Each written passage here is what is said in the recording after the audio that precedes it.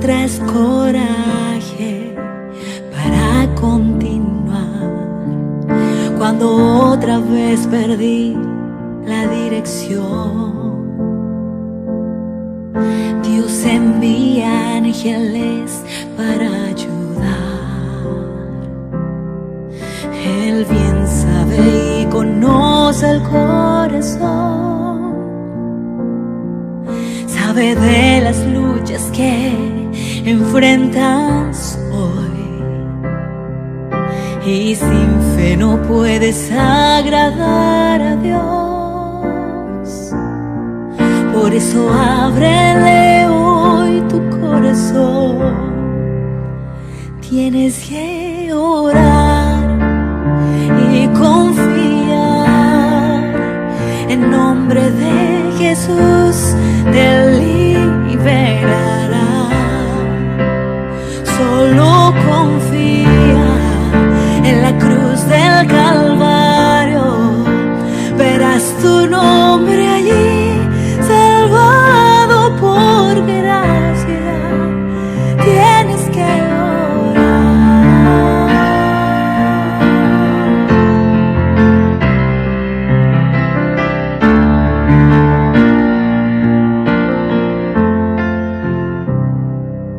cuando la fe parece que va a acabar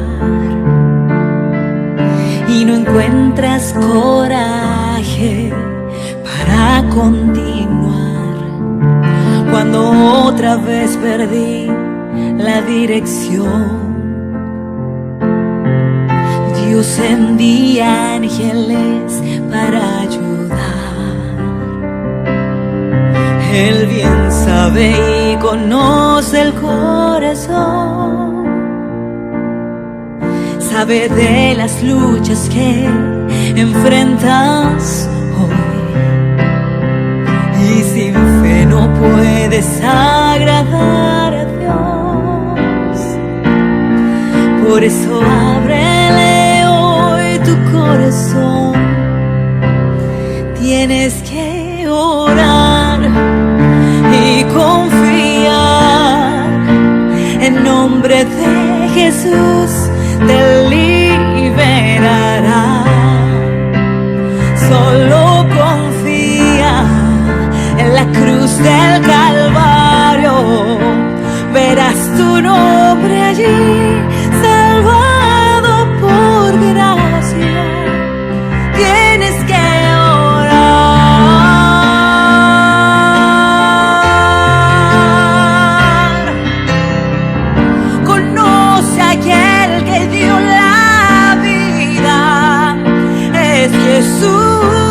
Jesús, mi Señor,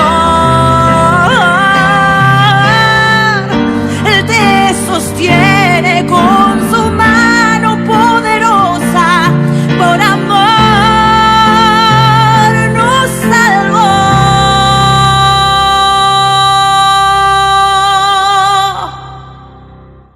Tienes que orar y confiar. En nombre de Jesús te liberará.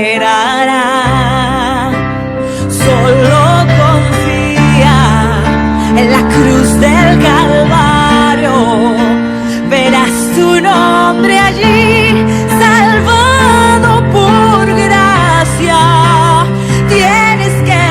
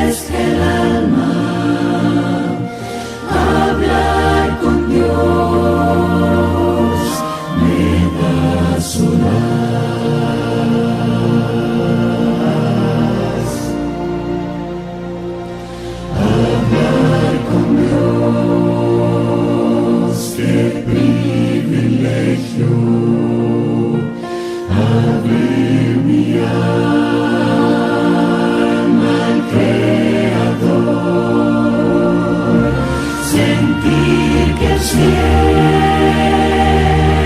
está abierto y oír la voz del Salvador. Grande es nuestro Dios y las obras de su amor y su poder es infinito. Me perdonó mi Salvador.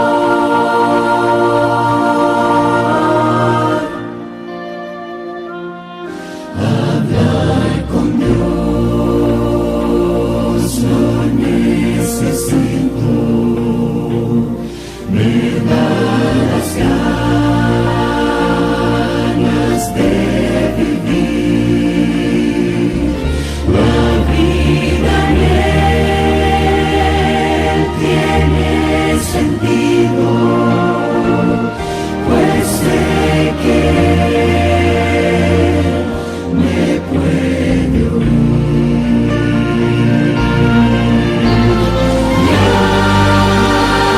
Grande es nuestro Dios y las obras de su amor y su poder es infinito. Me perdonó mi Salvador.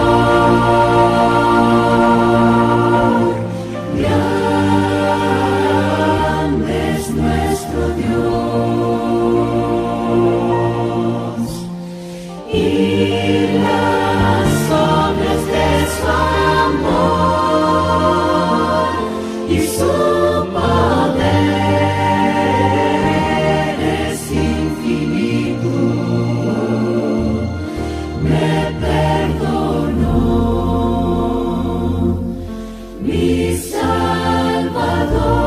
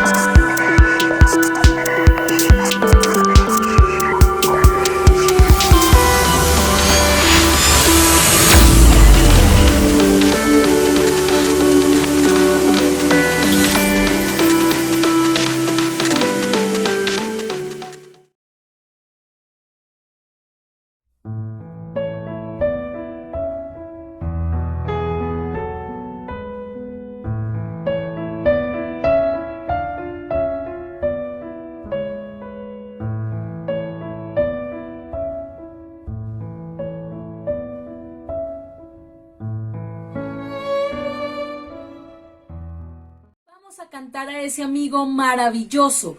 Tanto nos amó que dio su vida por cada uno de nosotros. Busquemos en nuestros himnarios el himno número 109. Un buen amigo tengo yo, y cantemos con alegría.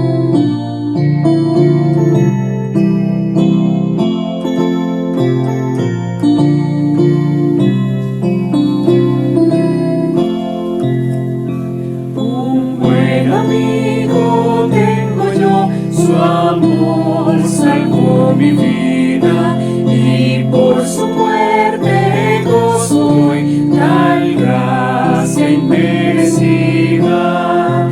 Y con el lazo de este amor que nunca se ha apartado, seguro puedo siempre andar, a él estoy ligado.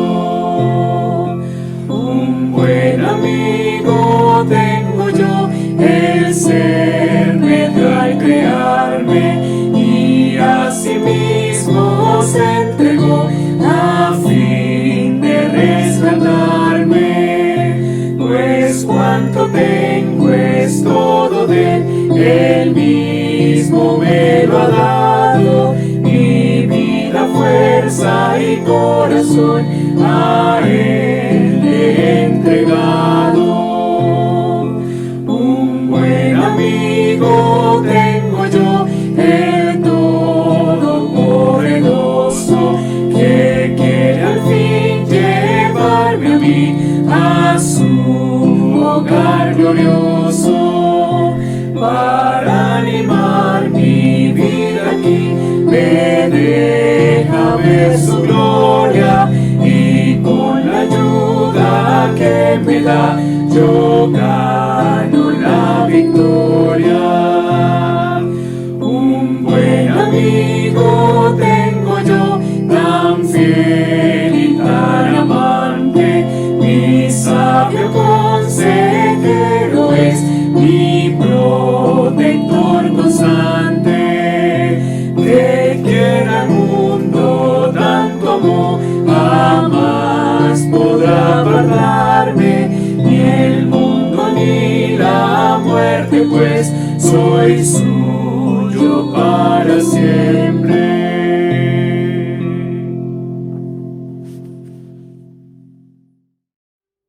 Nadie tiene amor más grande que aquel que da la vida por sus amigos. Jesús quiere ser tu amigo más cercano. Él te ama tanto que decidió morir para salvarte. Unamos nuestras voces cantando al único y mejor amigo, Cristo Jesús. Entonemos las estrofas del himno 110. Cristo es el mejor amigo.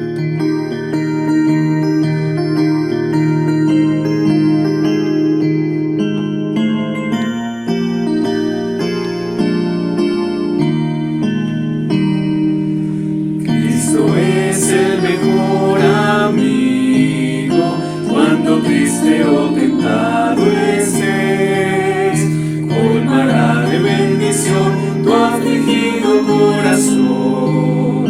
Cristo es el mejor amigo, Cristo es el mejor amigo, Cristo es el mejor amigo. Él tus súplicas oirá y tu carga llevará.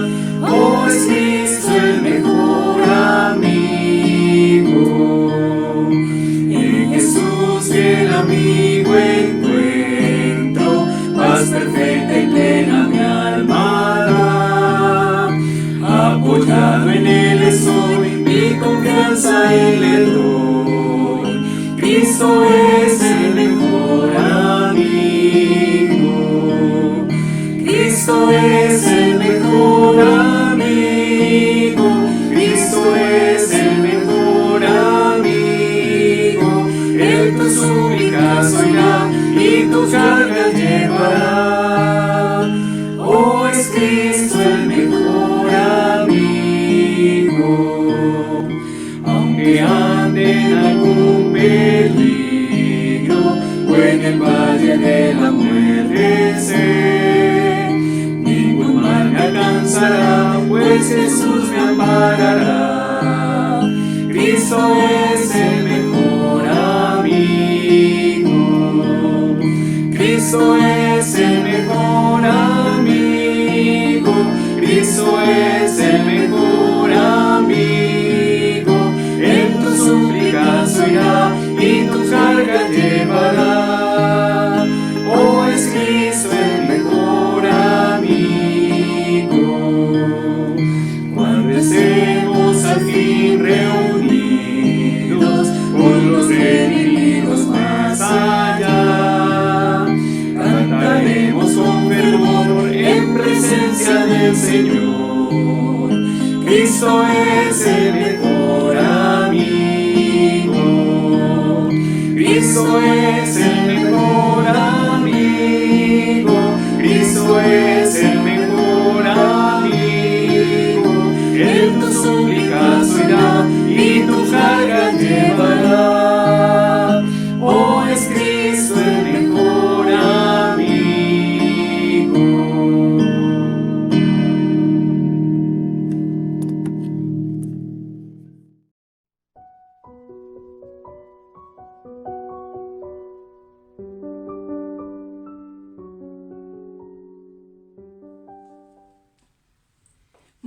buenas noches, mis apreciados hermanos.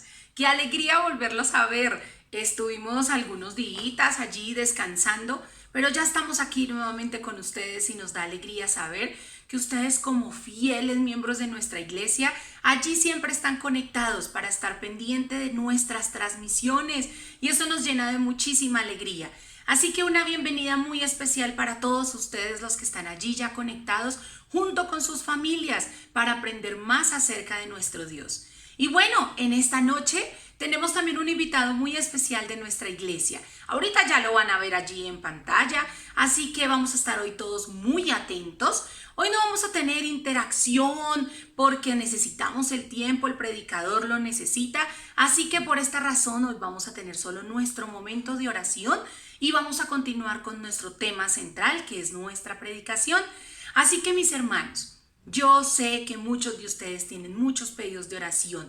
Compártanoslo allí en el chat. Recuerde que siempre los leemos y los tenemos en cuenta en nuestras oraciones.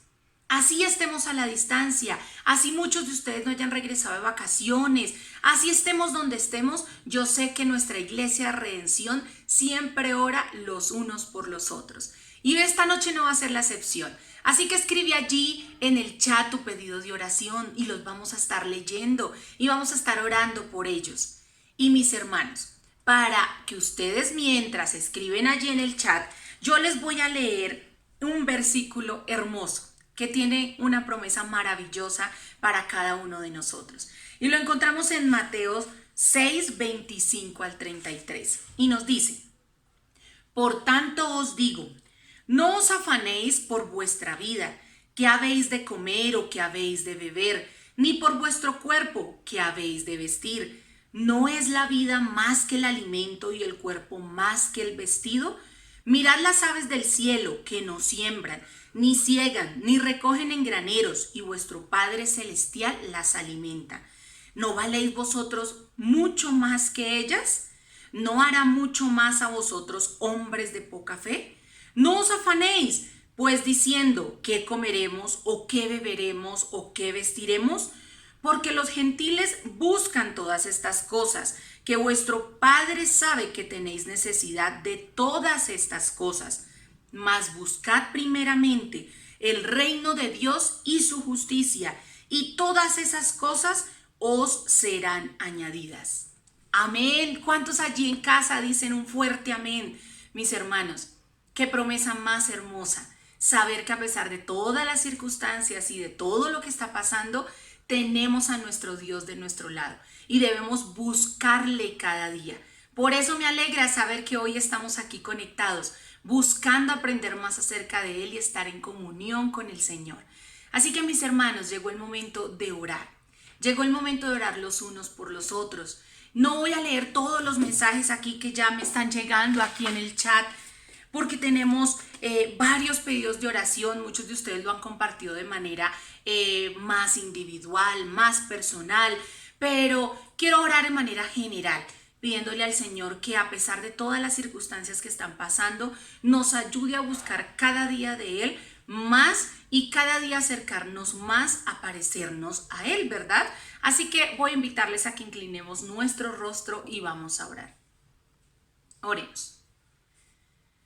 Padre nuestro que estás en los cielos, en esta noche, Señor, un grupo de tu pueblo se encuentra aquí reunido de manera virtual, Señor, agradeciéndote porque nos permites hacerlo de esta manera, porque a pesar de las circunstancias, tú nos permites reunirnos como hermanos, nos permites aprender más acerca de ti.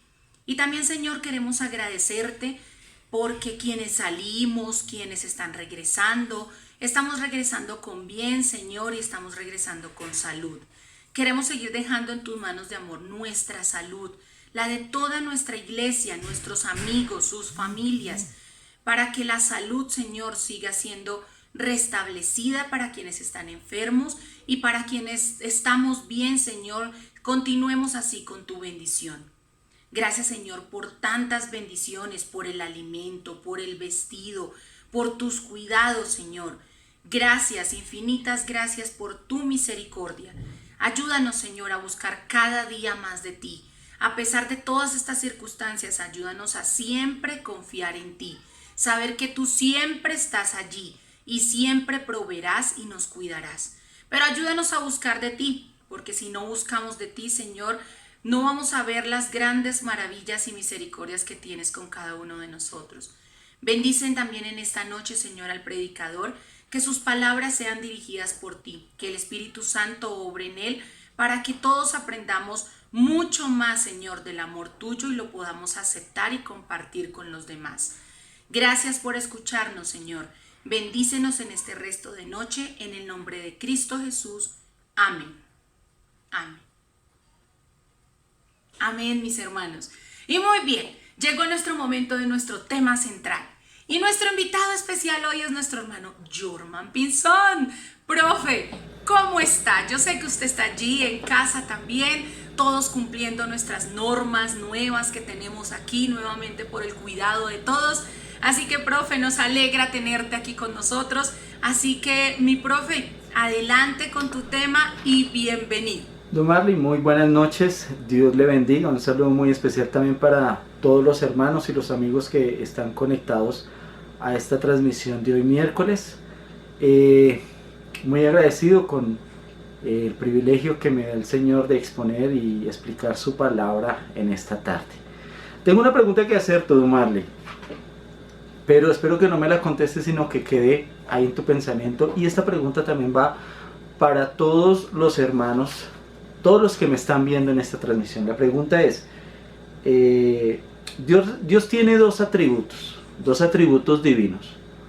Dios es justo, Dios es misericordioso, justicia y misericordia. ¿Usted cuál elige?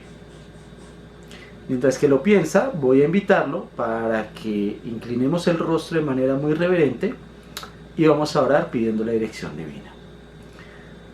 Dios del cielo y amoroso Padre celestial, que moras en las alturas de los cielos, alabado y glorificado sea tu nombre, Dios. Señor, queremos tener tu dirección, queremos tener la sapiencia y la sabiduría divina para analizar y estudiar tu santa palabra en este instante.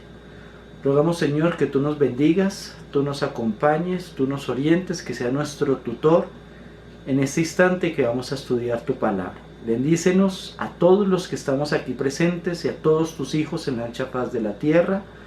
Te lo rogamos y suplicamos en el nombre de Cristo Jesús. Amén. Amén. Muy bien, apreciados hermanos. Entonces, como les venía comentando, Dios tiene dos atributos que pareciesen que fueran contradictorios: la justicia y la misericordia. A veces como cristianos corremos el peligro de que visualizamos y optamos por alguno de estos dos atributos. Es como cuando nosotros recién nos bautizamos y es como si tomáramos una moneda. Y en esa moneda tiene dos caras, la cara y el sello. Pero en este caso venía a ser como si un lado de la moneda tuviera la justicia y el otro lado tuviera la misericordia, y como que la echamos al aire y cae, y decimos, bueno, ¿yo cómo voy a asimilar a nuestro Dios? ¿Será un Dios misericordioso o será un Dios justo? Y entonces corremos el peligro de visualizar únicamente en una de estas facetas a nuestro Dios. Entonces, si es un Dios justo, entonces todo nuestro pensar cristiano, nuestro pensar espiritual, recae en esa justicia y asimilamos a un Dios justo y corremos el peligro de volvernos legalistas. Entonces, como Dios es justo, Dios castiga el pecado. Como Dios es justo, la paga del pecado es la muerte. Entonces, como Dios es justo, tengo que actuar de una manera tal que esa justicia de la muerte, de la paga de mi pecado, entonces no recaiga sobre mí, y corremos el peligro de volvernos legalistas, de pegarlo todo a la letra. O está al lado contrario, el extremo opuesto, y es el de la misericordia. Entonces, si vemos a Dios como un Dios misericordioso, pleno en misericordia, entonces como Dios es misericordioso, no importa lo que yo haga o deje de hacer, no importa si yo peco, o no importa si yo lo que tengo que hacer no lo hago, porque como Dios es misericordioso, Porque es que a Dios no le importa lo que yo me ponga, lo que yo coma, lo que yo hable, los programas de televisión que yo vea. A Dios no le importa mi comportamiento, porque es que Dios mira es el corazón. Y entonces a Él no le importa lo demás, no le importa lo externo, porque Dios mira es el corazón.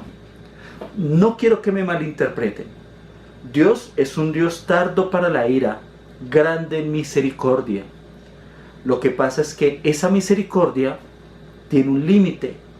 En mi estudio personal, y esto es una opinión muy personal, esto no es oficial de la Iglesia Adventista, sino que es lo que Jorman piensa. Yo pienso que la misericordia tiene límite, tiene dos límites: el límite temporal y el límite procedimental. El límite temporal de la misericordia está profetizado como el cierre del tiempo de gracia, que es el último instante hasta cuando usted tiene tiempo de optar por esa misericordia, el tiempo de gracia. Y el límite procedimental es el límite hasta cuando la persona en su proceder ya no permite que el Espíritu Santo haga un trabajo en el que lo motive al arrepentimiento. Como ya el Espíritu Santo no puede hacer más para invitarlo al arrepentimiento, para inducirlo al arrepentimiento, pues la persona ya no puede ser salva, y ese es el famoso pecado imperdonable. Y no es imperdonable porque no se pueda perdonar, sino porque la persona ya no permite que se le perdone porque él no procede al arrepentimiento. Entonces, no es bueno ver a Dios únicamente desde el foco de la misericordia, porque entonces nos vamos a volver cristianos indecisos, nos vamos a volver cristianos volubles, cristianos poco firmes, que vamos y divagamos en el valle de la indecisión, porque como Dios es un Dios misericordioso, no importa si yo peco. Entonces viene el adagio popular y vulgar: el que peca y reza, empata. Y entonces no importa lo que yo haga de aquí en adelante, porque como Dios es misericordioso, Dios me va a perdonar siempre. Cuidado, puede ocurrir que en algún momento se le acabe el tiempo de la misericordia, o usted ya piense tanto en un Dios misericordioso así, que ya va a ser muy complicado que usted se arrepienta de manera real y de manera eficiente en su corazón. Muy bien. Ahora, teniendo en cuenta eso, hoy vamos a analizar cómo estos dos atributos del Señor se evidencian en uno de los evangelios, y vamos a estudiar la misericordia y vamos a estudiar la justicia de Dios, y lo vamos a leer en uno de los capítulos del libro de Lucas. Voy a invitarlos a que vayan a sus Biblias, busquen sus Biblias allá donde las tienen, por favor. Busquen el libro de Lucas, Lucas capítulo 13, y vamos a leer los pasajes desde el versículo 1 hasta el versículo 9, y vamos a mirar los dos atributos, vamos a estudiar los dos atributos de nuestro Dios. ¿Listo? Por favor, busquen su Biblia, Lucas capítulo 13, versículo 1. Vamos a leer, en la primera parte, vamos a analizar la justicia, versículo del 1 al 5. Y en la segunda parte vamos a estudiar el versículos del 6 al 9. Voy a pedirles disculpas, mis apreciados hermanos. Desde hace 3 días estoy con una gripa muy leve. Tengo congestión, tengo algo de estornudo. No tengo los síntomas del COVID, gracias a Dios. No tengo vómito, no tengo fiebre, no tengo ninguna de esas características. Simplemente es una gripita suave. Después les pido muchas disculpas si de pronto estornudo o utilizo este pañuelito por ahí. Muy bien, Lucas capítulo 13, versículo 1, vamos a ver la justicia de Dios. Primera instancia, versículo 1 dice: En este mismo tiempo estaban allí algunos que le contaban acerca de los galileos cuya sangre Pilato había mezclado con los sacrificios de ellos. Respondiendo Jesús les dijo: ¿Pensáis que estos galileos, porque padecieron tales cosas, eran más pecadores que los demás galileos? Os digo, no. Antes, si no os arrepentís, todos pereceréis igualmente. O aquellos 18 sobre los cuales cayó la torre de Siloé y los mató, ¿pensáis que eran más culpables que todos los hombres que habitaban en Jerusalén? Os digo, no. No. Antes, si no os arrepentís, todos pereceréis igualmente. Muy bien. Resulta que vamos a aterrizar, vamos a empezar a desgranar este hecho. El Señor Jesús estaba en Jerusalén, estaba allí junto con sus discípulos, y sucede que estando allí ya preparándose para hablar sobre el sermón y sobre el tema que iba a hablar con todos, se acercaron unos habitantes de Jerusalén, unos judíos, y empezaron a contar lo que había sucedido con unos galileos, que esos galileos habían sido muertos por soldados romanos por orden de Pilato. ¿Qué sucedía? Algo curioso con estos galileos. Resulta que Pilato, como todo gobernante, había tomado algunas decisiones que no les gustaban mucho a los habitantes de Jerusalén y a los habitantes de Galilea, de esta región. Y como sucede hoy en día, cuando las personas, los ciudadanos, no están de acuerdo con las decisiones que toman sus gobernantes, entonces hacen manifestaciones y hacen ciertas rechazos frente a esas decisiones de manera pública. Lo que hoy en día nosotros conocemos como los paros, lamentablemente las pedreas y todas estas manifestaciones violentas en contra de las decisiones de los gobiernos. En esta época también se hacía eso. En especial, estos galileos habían participado en algunas revueltas y algunas reyertas en contra de las decisiones de Pilato. Pilato había tomado entonces la decisión de perseguir, de investigar y de buscar a esos incitadores de estas revueltas, y los había encontrado. Y los había encontrado justo en el templo, justo en el momento cuando estos galileos iban a ofrecer su sacrificio por perdón de pecados, allí frente al atrio, cuando tenían al cordero y lo estaban degollando. Justo en ese momento fueron encontrados.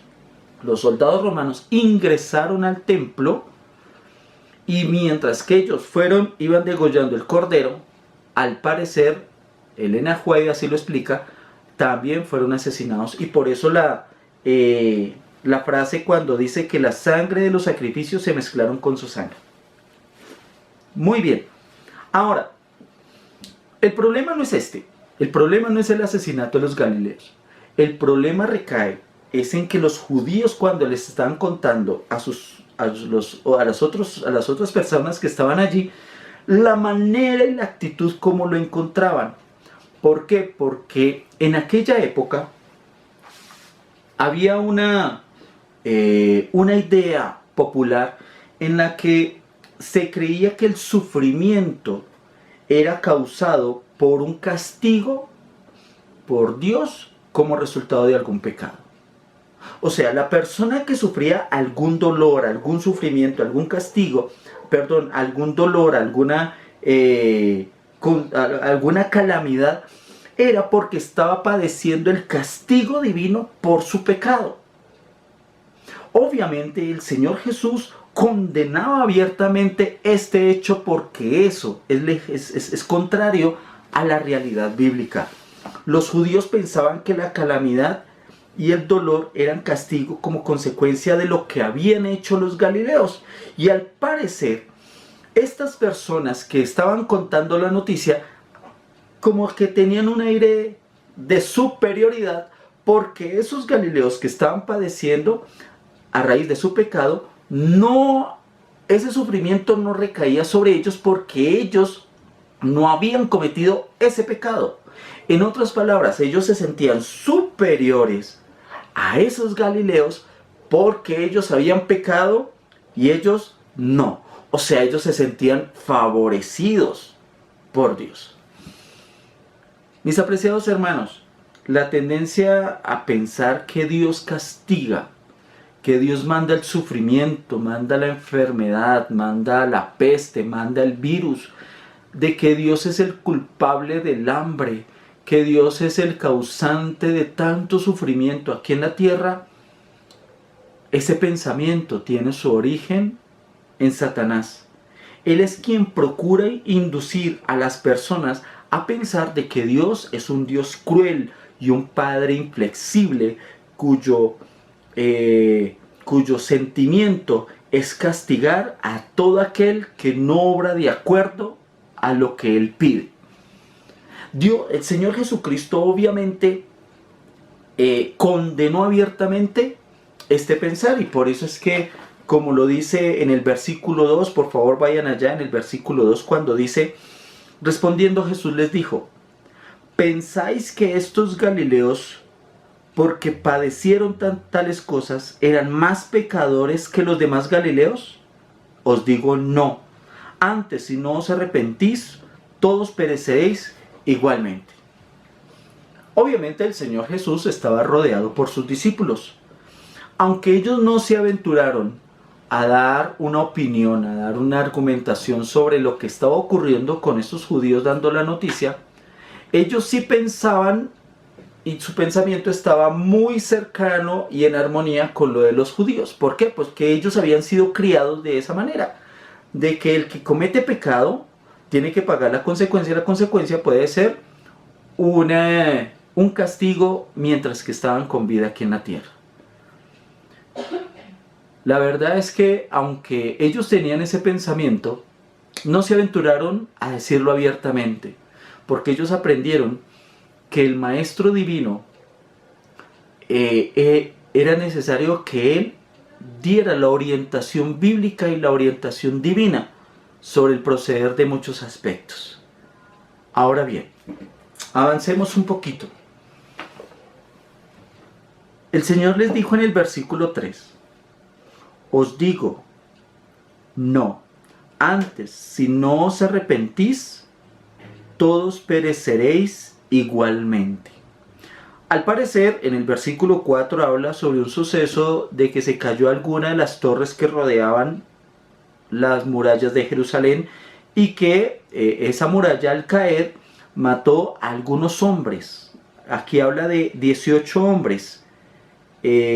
Como dice, aquellos 18 sobre los cuales estoy leyendo el versículo 4, sobre los cuales cayó la torre de Siloé y los mató, ¿pensáis que eran más culpables que todos los hombres que habitan en Jerusalén?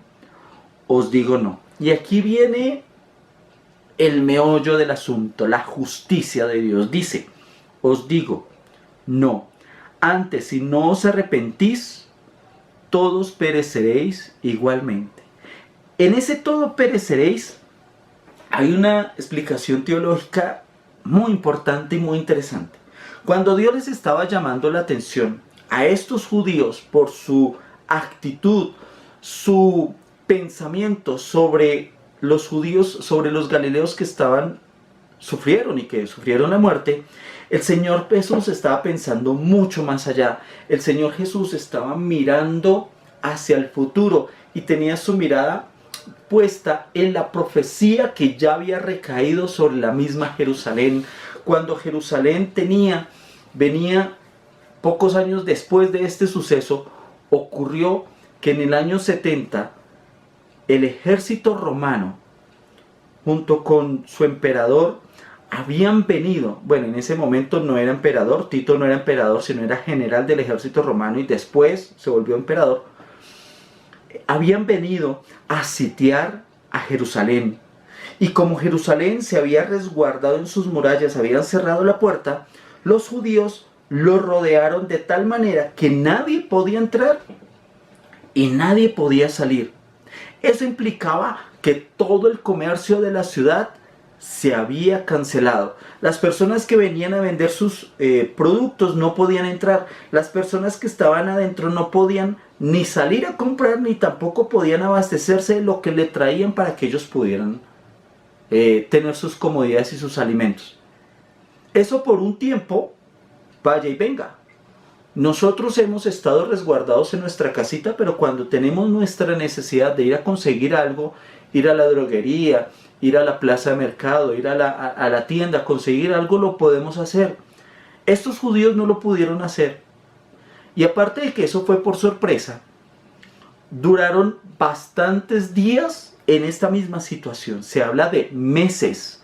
Cuando usted le dice que usted durante más de un mes usted no va a tener oportunidad de salir a comprar su mercado, oportunidad de salir a abastecerse de las condiciones básicas, empieza la desesperación. Y cuando pasan 2, 3, 4 meses, la desesperación está en un nivel tal que usted empieza a hacer cosas que de manera racional y lógica no haría.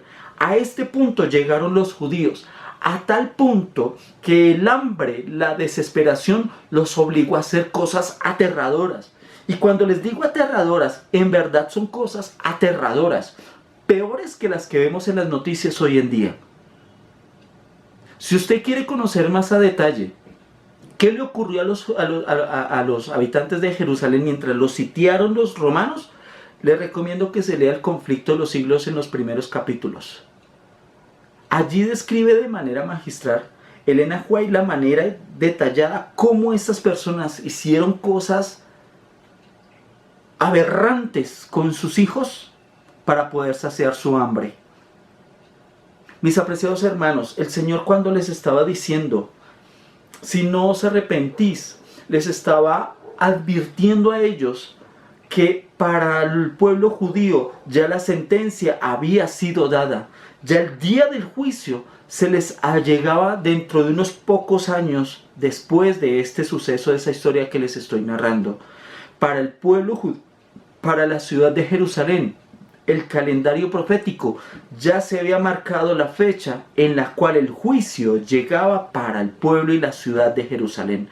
Y el Señor Jesús les estaba advirtiendo en esos momentos: de la misma manera como ellos perecieron, si ustedes no se arrepienten, asimismo y peor, van a perecer. Y efectivamente eso sucedió. Después de que el sitio de Jerusalén, el sitio de los romanos, el rodear, estar rodeados por los romanos a Jerusalén, hubo un momento en que se abrieron las puertas, los romanos entraron, muchos se quisieron resguardar en el templo, y allí en el templo, junto al atrio, junto al altar del sacrificio, muchos judíos murieron como murieron estos galileos. Y el Señor se lo había advertido. Ahí está la justicia de Dios. La paga del pecado es la muerte, como lo dice Romanos. Mis apreciados, es necesario que nosotros veamos, que nosotros tengamos plena conciencia de la justicia de Dios. Dios no puede ser burlado. Puede que parezca que yo peco y me arrepiento y quedo limpio, pero después vuelvo y peco, y como Dios me perdona, vuelvo y me arrepiento y sigo limpio. Pero puede ocurrir que nos volvamos en un círculo vicioso, y cuando nosotros convertimos algo tan repetitivo, se vuelve algo tan insignificante en mi vida que después pierdo la noción de la importancia de eso. Me explico. ¿Cuántos de ustedes son conscientes de la importancia, o no conscientes, sino cuentan las veces que usted respira? La verdad, no conozco la primera persona que lleve un registro diario de las veces que ha respirado. ¿Por qué? Porque es que lo hacemos tan natural en nosotros mismos que se nos convierte en algo que a veces no lo tenemos en cuenta. Pero cuando nos haga falta, cuando escasea el oxígeno, nos desesperamos. Así ocurre también con la misericordia y con Dios. A veces como que le damos tantas vuelticas a la misericordia y le buscamos la convita al palo, que a veces de tanto pecar y arrepentirnos, como que ese arrepentimiento ya se vuelve un arrepentimiento no sincero, y corremos el peligro de autoengañarnos y creemos que como Dios ya me perdonó, pues estoy limpio, pero vuelvo y peco. Mis apreciados, Dios no puede ser burlado. La paga del pecado es la muerte. Y ahora, aquí en el versículo 2, cuando dice: si no os arrepentís, pereceréis. Y en el versículo 5 vuelve y recalca, versículo 5, os digo no, antes, si no os arrepentís, todos pereceréis. Ahora, ese arrepentís, si usted lo analiza, si lo analizamos literal, gramáticamente, ese arrepentís no está en pasado. No dijo, si vosotros arrepentisteis, no. Tampoco está en futuro, si vosotros os arrepintiereis, por allá más adelante, no. Dice, si vosotros no os arrepentís, si ustedes no se arrepienten en presente, hoy, y ese presente, si nosotros lo leemos mañana, vuelve y está en el presente de mañana. Quiere decir que nosotros constantemente debemos buscar el arrepentimiento, pero es un arrepentimiento genuino, es un arrepentimiento donde uno siente vergüenza y pena por algo que usted hizo. ¿Ustedes no se han sentido alguna vez? A mí a veces me pasa que me pongo a pensar cosas que hice en el pasado y yo digo, oiga, ¿cómo hice eso? A mí me ocurre mucho con las predicaciones y digo, tengo en mi mente una predicación que hice, la primera predicación que hice en Lunapar, una predicación nefasta, una predicación horrible, una predicación donde yo ahorita me pongo a pensar y digo, uy, no, ¿cómo vine a pensar? ¿Cómo vine a predicar eso en Lunapar, una iglesia tan grande y esa vez estaba llena y la recuerdo muy bien? Digo, algún día tendré que reivindicarme con la iglesia de Lunapar y con Dios y con los hermanos de esta iglesia porque esa predicación fue nefasta. Así ocurre con el pecado. Cuando usted siente vergüenza por algo que hizo y esa vergüenza hace que usted no lo repita, eso es arrepentimiento. Arrepentimiento no es pequé, lo tapé con corrector, pero vuelvo y peco. No, eso no es arrepentimiento, porque es que el arrepentimiento es cuando usted siente una pena en su corazón, una angustia, una desazón por algo que hizo. Eso es arrepentimiento. El Señor nos invita aquí en Lucas capítulo 13 a que todos los días tenemos que hacer un autoanálisis, tenemos que hacernos unos rayos X y buscar ese arrepentimiento, porque de la misma manera como los judíos tuvieron ese día del juicio con los romanos, a nosotros también nos va a tocar un día del juicio. ¿Cuándo? No lo sabemos. Los judíos tampoco lo sabían cuándo les iba a llegar los romanos. Nosotros tampoco lo sabemos, pero ¿de qué va a llegar? Va a llegar. Entonces nosotros tenemos que estar preparados con ese arrepentimiento, estar a paz con el Señor. Es importante que nosotros tengamos muy en cuenta eso. Estar en paz con el Señor todos los días, porque no sabemos el día en que nuestro tiempo de gracia se acabe, cuando ya no tengamos la oportunidad de acudir al Señor en búsqueda de perdón. Muy bien, esa es la justicia. Ahora vamos a analizar la misericordia. Y vamos a seguir ahí en el versículo 6, en la parábola de la higuera estéril. Y dice el Señor, versículo 6, dice la Biblia, dijo también esta parábola. Ese dijo también, ese también indica que se le adicionó a lo que había sucedido. Cuando usted va, deme a la tienda y por favor regáleme esto y también deme esto. Quiere decir que se una. Eso quiere decir que esta parábola se une con lo que sucedió en el llamado de atención que el Señor les hizo a los judíos, para complementar, para agregar, para adicionar este relato y esta enseñanza a la condena que les estaba haciendo. Dijo también esta parábola. Un hombre tenía una higuera. Una higuera es un plantío de higos. Los higos son unos árboles de mediana estatura, no los conozco, los he visto por imágenes, de mediana estatura, que dan una fruta similar a la breva. No es la breva, no es la breva.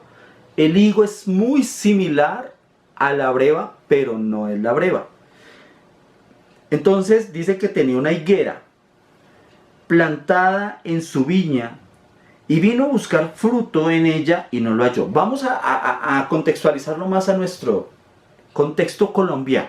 Y voy a parafrasear, voy a cambiarle algunas palabras sin cambiarle lo importante.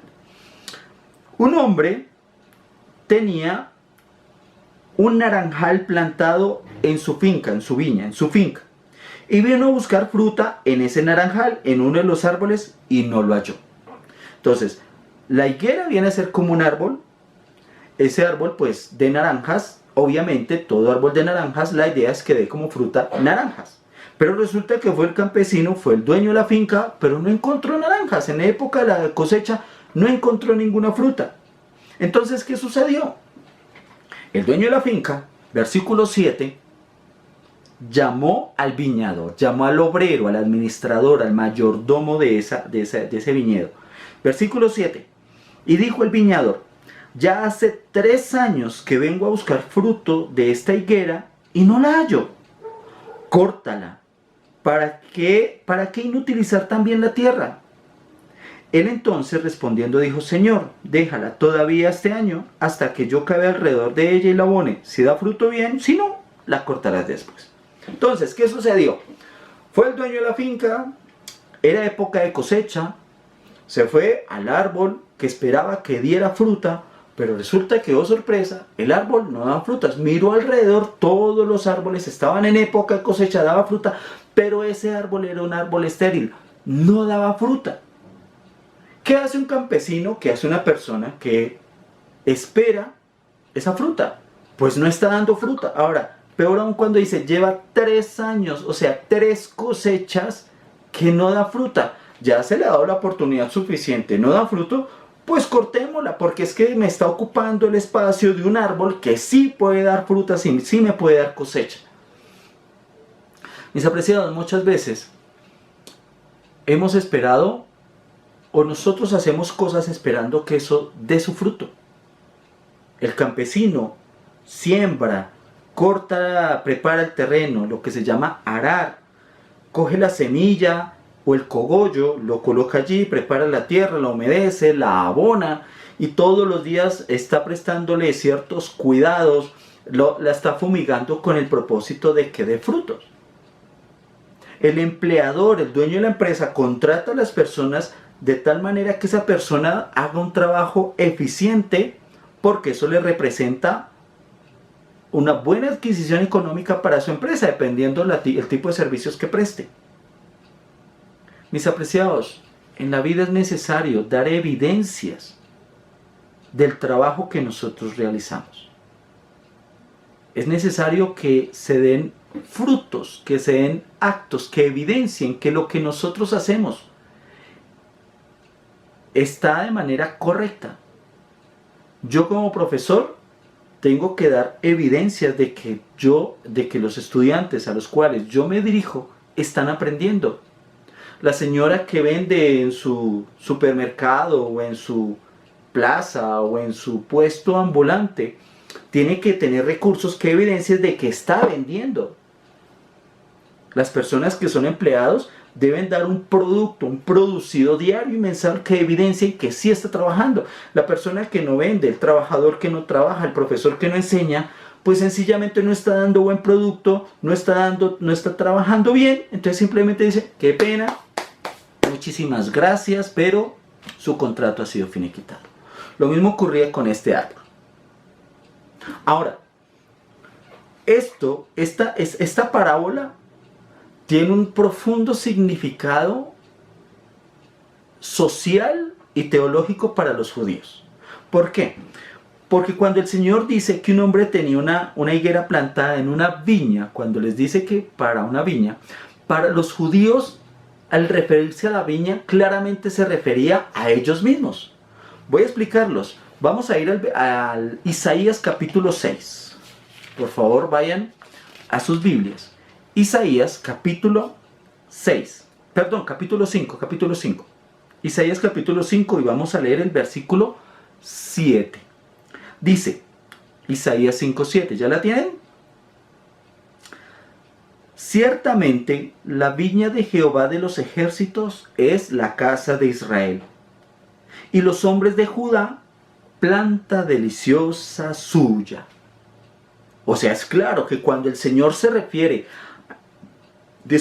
a la viña de Israel, a la viña, al cultivo, se está refiriendo al pueblo, a la nación, a ese pueblo que él había escogido. Más aún, miren, capítulo 5, versículos 1 y 2. Versículos 1, ahí antecitos del 7, dice: ahora cantaré por mi amado el cantar de mi amado a su vida. Dice, tenía mi amado una viña en una ladera fértil. La había cercado y despedregado y plantado de vides escogidas. Había edificado en medio de ella una torre y había hecho también en ella un lagar y esperaba que diera uvas buenas. Pero, oh sorpresa, miren cómo termina el versículo 2. Esperaba que diera uvas buenas, pero dio uvas silvestres. O sea, estaba esperando que diera un fruto rico, pero el fruto que dio no era de una calidad agradable. Yo he tenido la oportunidad de probar, no sé si ustedes han probado las moritas, unas moritas que a veces se ven en las plantas. Bueno, ahorita en Bogotá ya no tanto, pero a veces se ven cuando uno sale a caminatas. Cuando nosotros íbamos con los clubes a hacer caminatas, a veces encontraba, le decíamos frambuesitas, eran unas moritas azulitas pequeñitas, y a veces unas frambuesitas que son rojitas, parecían a las moras, pero rojas, un rojo color intenso, pequeñitas. Los que hemos probado ese tipo de frutas, aparentemente parecen fresas, se ven deliciosas, pero son más pequeñas y el sabor no es tan dulce. Son ricas, pero no llegan a la calidad de una fresa grandecita, firme, roja, jugosa, deliciosa. Las uvas silvestres no era lo que estaba esperando el viñador de esta viña en especial. El viñador que tenía esta viña era Dios, o es Dios. Dios estaba esperando que diera un fruto rico, un fruto espiritual, un fruto delicioso, el fruto que Él deseaba que diera a ese pueblo, pero ese fruto no lo dio. Mis apreciados, aquí está narrando, es que el pueblo de Israel estaba representado en ese momento por ese árbol estéril. Elena White dice que cuando en esta época, en la época que físicamente estuvo Jesús en la tierra, se veían más actos de bondad, muchos más actos de bondad que en la época de los patriarcas. Pero lamentablemente esos actos de bondad no eran evidenciados por un espíritu de amor hacia Dios y hacia el prójimo, sino que eran actos de bondad para aparentar, para alardear. Dice que muchos de ellos hacían muchos más actos de bondad que los que hizo el propio José en Egipto, pero carecían de ese carácter, de ese amor profundo, de ese motor que impulsaba a hacer ese acto de bondad que tenía José en Egipto. Mis apreciados, Israel se había convertido en un estorbo, se había convertido en un obstáculo, porque a Israel se le había dado una misión, y es que esa misión consistía en que diera a conocer a los pueblos de alrededor quién era ese Dios verdadero y ese Dios justo y ese Dios real. Pero a raíz de esa religión que ellos practicaban, esa religión que tergiversaba no solamente la enseñanza pura de la doctrina, sino que tergiversaba a la misma gente y los llevaba a entender que ese Dios no era un Dios real, sino que era un Dios inflexible, un Padre drástico, un Padre que se deleitaba en castigar a los pecadores. Y eso dañó la salvación de muchas almas. No solamente se había convertido en un árbol estéril, sino que se había convertido en un árbol que dañaba lo que estaba alrededor. Y en lugar de convertirse en canal de bendición para muchas personas, se convirtió en un canal de maldición para otras personas. Ahora, analicemos, no la viña, ya la analizamos. Analicemos a las dos personas, a los dos personajes que aparecen en este relato. Versículo 7. Y dijo el viñador, aquí está hablando el dueño de la finca, dijo al viñador: ya hace 3 años que vengo a buscar fruto en esta higuera y no la hallo. Córtala, ¿para qué inutilizar también la tierra? Versículo 8. Entonces respondiendo le dijo: Señor, ahí está hablando el viñador, porque se está dirigiendo a su amo. Señor, déjala todavía este año, hasta que yo cabe alrededor de ella y la abone. A mí me parece esto, me llama la atención y me parece supremamente curioso esto. El dueño de la finca llama al mayordomo y le dice, vea, córtala. Pero el mayordomo le dice, mire, no la cortes, déjala ahí. Yo me comprometo a que la voy a cuidar, que la voy a abonar, la voy a fumigar, le voy a remover la tierra para que dé fruto. Pregunta, esas eran cosas que él hacía regularmente. ¿Por qué? Ese es su trabajo. Aquí lo que está diciendo es que se iba a comprometer mucho más, con mayor ahínco, con mayor responsabilidad, con mayor compromiso, con mayor atención a este árbol para que dé fruto. O sea, no solamente estaba haciendo su trabajo regular de cuidarla para que diera fruto, sino que ahora se compromete el doble, el triple, el cuádruple para que pueda dar ese árbol estéril, pueda dar fruto. Mis apreciados, el amo de esta parábola y el viñador de esta parábola representan al Señor Jesucristo y a Dios el Padre. De la misma manera como el viñador y el dueño de la finca tienen el mismo interés para que este árbol tenga fruto, fruto bueno, de la misma manera Dios Padre, Dios Hijo y yo diría que Dios Espíritu Santo están muy interesados en que nosotros seamos salvos. Y de la misma manera como el viñador trabajó intensamente en ese árbol, de la misma manera el Señor Jesucristo trabajó con esmero, con ahínco, trabajó hasta derramar lágrimas de sangre por ese pueblo que esperaba que diera buen fruto. Es impresionante cómo el Señor Jesús no solamente crea o permite que ese árbol crezca, que aparezca ese pueblo y fuera bendecido, sino que a pesar de traicionarle, trabaja aún más para que ese pueblo descarriado vuelva por el camino del bien y por el camino del Señor. Es impresionante el amor de nuestro Dios. Por último, quiero llamarle la atención a esta parábola en la parte final, y es que el Señor, el viñador, dice pues que se va a comprometer a abonarla, a cuidarla para que dé fruto. Y dice el versículo 9, si da fruto, bien, si no, la cortarás después. Pero al mirar más detalladamente, notamos que en esta parábola no hay una conclusión, no termina ahí, o mejor, termina ahí. No nos dice qué sucedió después, qué sucedió con el árbol, ¿dio fruto o no dio fruto? ¿Lo cortaron o no lo cortaron? Si nosotros miramos otra parábola, aparece el final. En la parábola de las 10 vírgenes, bueno, 5 quedaron afuera, 5 quedaron adentro, las de adentro disfrutaron la fiesta, las de no afuera, listo, ya. Por culpa de ellas se acabó.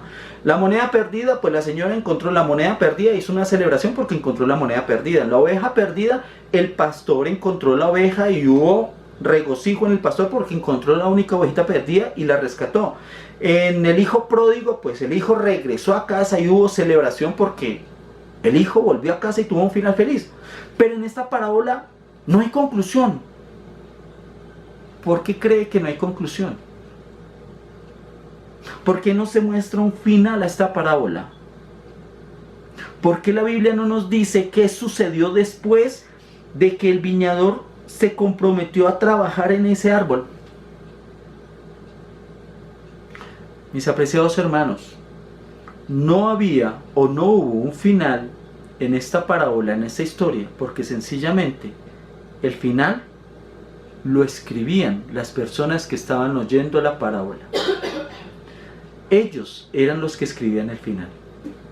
Y si lo unimos con el llamado de atención que les dijo el Señor Jesús, de que pronto iba a llegar el juicio y necesitaban arrepentirse, ellos mismos debían analizar y decidir qué iban a hacer con su vida, qué decisión iban a tomar. Mis apreciados, este llamado de atención y el análisis y la reflexión de esta parábola recorre todas las generaciones y vuelve para nosotros hoy en día, y es evidente para nosotros hoy en día que el Señor nos llama al arrepentimiento hoy, porque se acerca un juicio.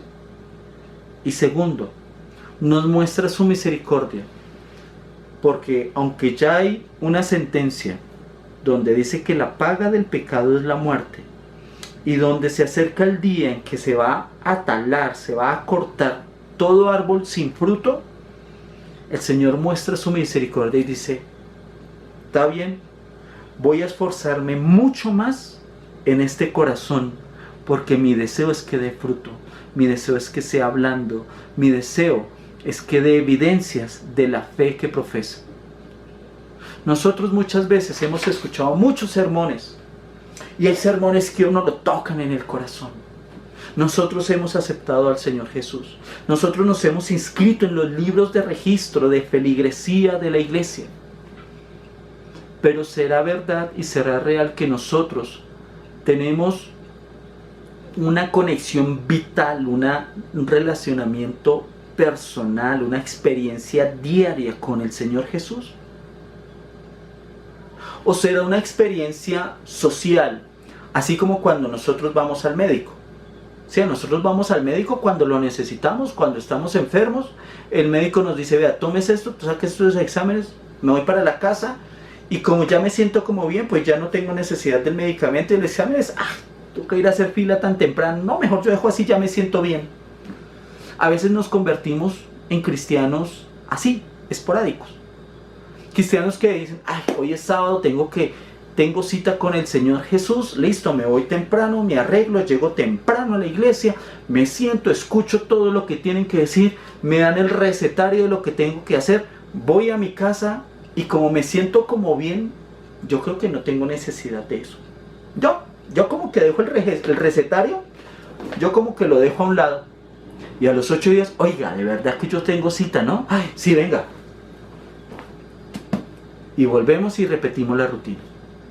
¿O será el ideal, que es al contrario, donde yo hago al Señor Jesús parte de mi vida, donde lo hago parte de mi familia, donde me relaciono diariamente con Él, donde yo todo lo que hago, todo lo que pienso, todo lo que espero, todo lo que sueño, ya lo hago todo, absolutamente todo, pensando en el Señor Jesús?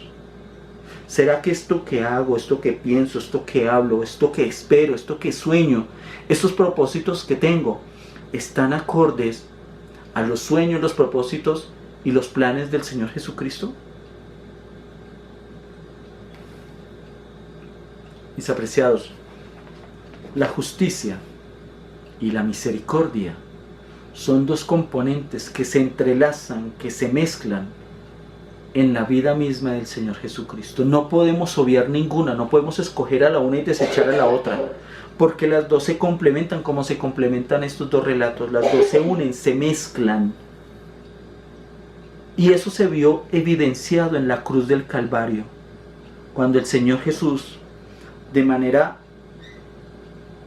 justa, estaba Él cumpliendo la justicia, porque Él estaba muriendo por el pecado. La paga del pecado es muerte, y sin sangre no hay perdón, como lo dice Pablo. Pero aún así, Él estaba mostrando la misericordia, porque Él asumió nuestro pecado, Él asumió nuestra culpa. Él, la sentencia que era para nosotros, donde decía: muerto, sentenciado a muerte por su pecado, Él dijo: no, yo lo asumo por Él. La deuda que Él tiene la cojo yo, y yo pago la deuda que Él tiene. Y Él, estando en la cruz, mostró su justicia y mostró su misericordia. Y más aún cuando dijo: Señor, perdónalos porque no saben lo que hacen. Mis apreciados,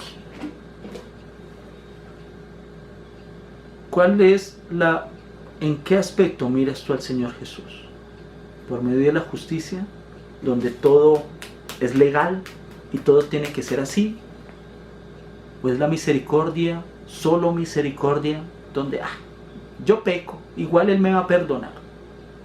Es necesario que unamos las dos, juntemos las dos. y atendamos el llamado que Él hace en Lucas 13:5. Es necesario que os arrepentís. Busquemos el arrepentimiento. Un arrepentimiento real y genuino, un arrepentimiento sincero. Si nosotros hacemos eso, se va a cumplir la promesa que está en Oseas, capítulo 14. Vamos a buscar Oseas. Y este va a ser el último versículo que vamos a leer. Oseas, que está después de Daniel. Oseas, se me perdió Oseas, ya, Oseas. Capítulo 14. Y vamos a leer, imagínense, esto es un poema, esto es poesía pura. Esto es poesía en su máxima expresión. Leamos desde el versículo 1. Vuelve Israel a Jehová tu Dios, pues por tu pecado has caído. Llevad con vosotros palabra de súplica. Volved a Jehová y decidle: quita toda iniquidad, acepta lo bueno, te ofrecemos la ofrenda de nuestros labios. Saltemos al versículo 4, 14:4 de Oseas. Yo los sanaré de su rebelión, los amaré de pura gracia, porque mi ira se apartó de ellos. Yo seré a Jerusalén como rocío, él florecerá como el lirio y hundirá sus raíces como el Líbano. Se extenderá sus ramas, su gloria será como la del olivo y perfumará como el Líbano. Volverán a sentarse, volverán a sentarse a su sombra, serán vivificados como el trigo y florecerá como la vid. Su olor será como de vino del Líbano. Mis apreciados, esta es la invitación que nos hace el Señor hoy. Acerquémonos a Él. Acerquémonos con un corazón arrepentido, sincero, mirando que aunque es misericordioso, también es justo, y en algún momento esa misericordia se va a acabar. Es necesario, mis apreciados hermanos, que nosotros miremos todas las dones, todas las bendiciones que nos da el Señor. Nos da salud, nos da vida, nos da familia, nos da alimento, nos da trabajo, nos da protección en medio de esta circunstancia, a pesar de las vicisitudes, a pesar de los conflictos y los obstáculos que vivimos hoy en día. Aún podemos decir, si medimos todo lo bueno que tenemos y lo poquito malo, que aquí nos ha ayudado el Señor Jesús. ¿Tú cómo retribuyes esas bendiciones? ¿Te has convertido en canal de bendición para los demás, para tus compañeros de trabajo, tus compañeros de estudio, para tu familia en tu casa? ¿O simplemente te has convertido en un árbol estéril, inerte, que no da fruto, que no dan ganas ni de acercarse a sentarse en su sombra? Mis apreciados, si aún hoy estamos estériles, el Señor ha prometido trabajar en nosotros. Trabajar, abonarnos, cuidarnos, quitarnos las impurezas, fumigarnos espiritualmente para que nosotros demos frutos. Pero frutos de verdad. No nos referimos de frutos al trabajo que hacemos en la iglesia. Eso es importante también y los invito a que trabajen en la iglesia. Pero hay otros frutos muchísimo más grandes: amor, gozo, paz, paciencia, benignidad, fe, templanza, mansedumbre. Esos son los frutos que adornecen nuestro carácter.